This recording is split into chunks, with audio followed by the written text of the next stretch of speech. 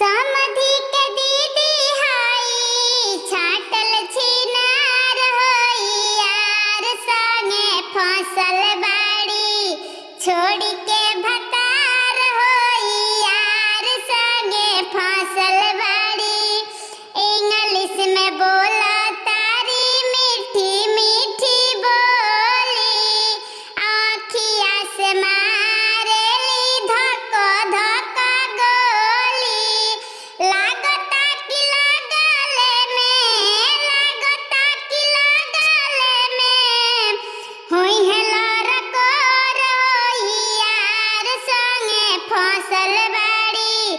समधि तोहर बहिन होई यार संगे फसल बाड़ी।